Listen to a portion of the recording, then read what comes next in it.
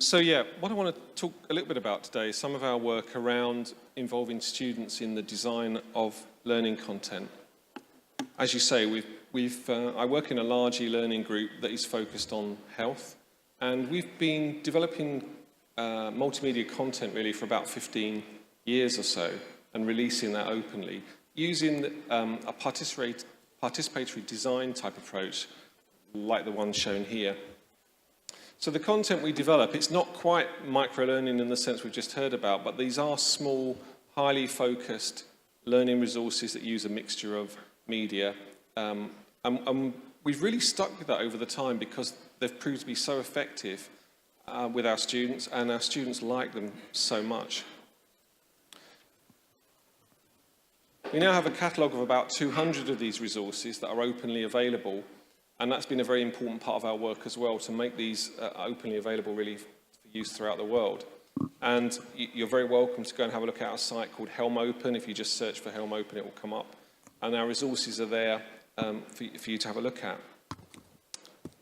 One of the crucial things about our work, though, is that it is based on this participatory design approach, and we work with a range of different stakeholder groups, be that patients or practitioners, or as we're talking about today, students, to try and get the best possible content, those that really know about the content and those that really perhaps have a sense of how to get that content across to the learner. So this is a really, really important part of the process to us. And does it work? Well, we know that our resources are being used in about 40 to 50 countries worldwide with about 1.5 million users. So, you know, they certainly have impact in terms of being used, at least. So what I want to talk today a little bit about is the work that we've done involving students in this development process. And they've been an increasingly important part, I think, of this development process over the years. And I really want to talk about two studies that have involved our students, really. And the first one concentrates on basic life support. This is some work of a PhD student that we have working with us in the group. And he is a basic life support trainer and was really concerned with this sort of the thing that's very well known, that student nurses and newly qualified nurses particularly don't perhaps have the level of knowledge in basic life support that we would like them to have. And particularly, this is a concern because there are a number of resources available. There's lots of training out there. There's lots of resources out there. So the question is, you know, where is this kind of mismatch coming from? And it may well be in the alignment of the resources, the fact that a lot of these resources are designed perhaps with other healthcare groups in mind, and they might not quite meet the needs or the learning approaches that student nurses are looking for. So what we did was devise an experiment where we recruited groups of more experienced students to come and work with us to design a learning resource in this area. And at the same time, we compared that with a learning resource that was developed by a group of tutors. We're able to undertake behavioural analysis during this development process, and a lot of the research within the PhD I was mentioning is looking at this development process. What is different about the development process? How do students go about it differently?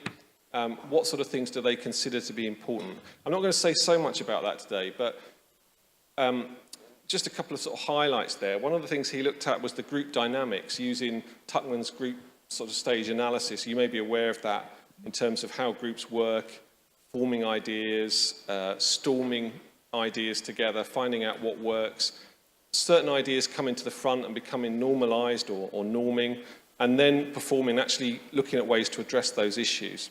How did you motivate them? I mean, within a large group of students that we all must have, how do you get the group and then work with them, of course? We just asked really for students who were interested to come to work with us, and actually, I mean, we've got quite a large pool of students to call from, I guess. But actually, we didn't have any problem. I think a lot of our students really like, I think one of the benefits of this process is students really like to come and get involved, like to develop content, like to develop this sense of ownership of the learning. And I don't imagine that's something specific to nursing, but certainly we find that within healthcare professions. That's very true. So what you can see from the graph there is, I guess as a headline, the tutors, the students are shown with the blue line there, and the tutors with the pinker line. And actually, what it shows is students kind of got straight onto it. They went through a lot of the discursive stages early on, and went straight to the development. So, suggesting perhaps they know what they needed to do. They had a clear idea of what students required in terms of this development process. Where tutors, and you might not be surprised about this, and I'm an academic myself, spend a bit more time sort of discussing what they needed to do before they actually got on to doing it. We also looked at the types of pedagogical attributes that they considered to be important, how much time they spent discussing these different elements. And these are attributes that we've looked at previously in a number of other studies. And again, there are lots of things that were common, but perhaps tutors spent more time thinking about navigation, how students were going to move through the resource. The integration is about what types of media they were going to use. Whereas again, there's a sense that students got straight on, or spent a lot more time certainly talking about the objective, how to focus the resource onto the needs of the learners. So, we could take from that perhaps that students had a clear idea of what other students might require and how to make the resource appropriate for them. So did it make a difference to the actual student resources?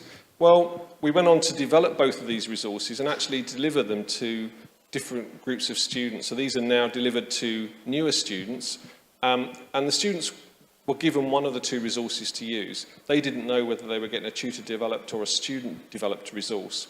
And we looked at, we did some pre- and post-testing in terms of knowledge and evaluation. And as you can see from the graph there, what it shows is actually both resources increased, well, both groups of students increased their knowledge after using the resource. And that increase in knowledge was comparable between the student-generated and the tutor-generated resource. So the student-generated resource is at least as effective as a tutor-generated resource. But we did find that when we asked the student how confident they felt with the knowledge, bear in mind they don't know which resource they were using, those that had access to the student-generated resource significantly, it's a small effect, but it is a significant effect, showed a significant increase in both groups increased in confidence, but a significantly greater increase in confidence. So again, suggesting that perhaps the student-generated resource was more able to meet their needs, give them that level of confidence. Does that matter? Well, it certainly does matter, I think, and certainly when you're dealing with subjects like basic life support, because there's a lot of evidence to suggest that the confidence in learning, if you're confident in your knowledge, you're much more likely to put that into practice.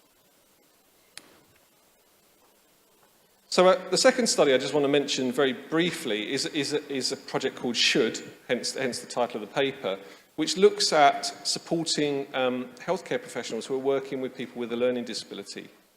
Now, you might be aware that people with a learning disability actually get quite a poor experience of healthcare very often. And certainly in the UK, there's been some reports that have come out over the last years really highlighting these problems and suggesting that it's sometimes down to simple things such as communication, such as understanding someone's needs and their rights. So what we wanted to do was develop some resources that would support healthcare professionals in working with people with a learning disability. And the question was, who are the best people to develop that resource? Bear in mind, we want a resource that's perhaps going to challenge people a little bit, but also support them in what could be quite a sensitive area. Again, one thing you may know about nursing in the UK or might not is that nurses actually specialise right from the very beginning of their programme into different branches of nursing. And so there are a group of nursing students who work specifically with people with a learning disability.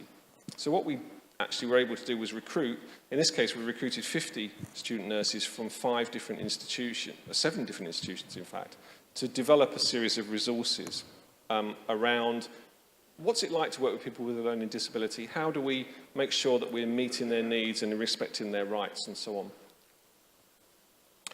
So having developed the resources, we delivered them to groups of students who were nursing students in different fields of nursing, different specialities. So weren't specifically trained, if you like, to work with people with a learning disability, but would certainly come across people with a learning disability in their practice. Did you work within certain criteria? Because when you select all the different digital resources that with a specific content, maybe you had some criteria that students could rely on in view of quality, validity, reliability, or things like that? Certainly, one of the things that we do, if this answers your question, is as part of that participatory design process that we use, and this is where the balance really, I think, between community development and perhaps quality comes about, is we include a number of peer review steps. So we certainly, the resources would be looked at by peer reviewers, and those peer reviewers could be other students, of course, and they might be more or specialists or a range of people. So when the resources were delivered to different students in working in different areas of nursing, we asked them a range of evaluation questions, and these are some results from 3 different institutions that the resources were released to. And we said, you know, would these resources influence your interaction and attitudes towards people with a learning disability? And I think you can see there from sort of strongly agree through to disagree that actually the students were very positive about the influence the resources might have. Would it make you think about your approach to working with people with a learning disability? Again, quite a positive response. And would it make you think about the needs and rights of people with a learning disability? And again, a very sort of positive response there throughout. So I think this is important because it shows that we're not just perhaps improving people's knowledge, but there's at least an indication that people would take that forward into practice. There was one difference, though. We also asked, did the fact that the resources were designed by students actually affect, you know, anything about them? And this was a bit of an evaluation that we did in 2 of the institutions, not in 3.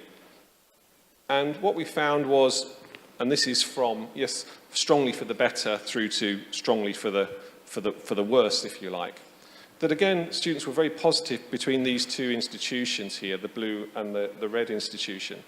And they certainly suggested that the look and feel of the resources was, you know, there was a benefit to the students developing, perhaps not surprisingly.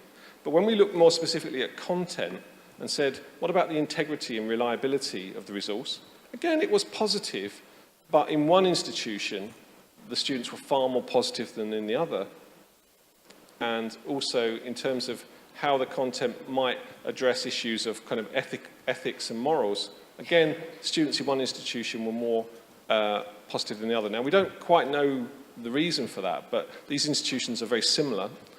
But one of the differences was that in the blue institution there, the students were aware that they were using student-generated content from the outset, so before they used the resource. Where in the institution shown by the red lines there, the students were only informed that they were using a student-generated resource after, or resources rather, after they had completed their study.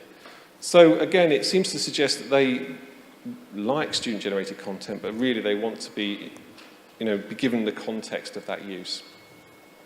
So just to sort of summarize then,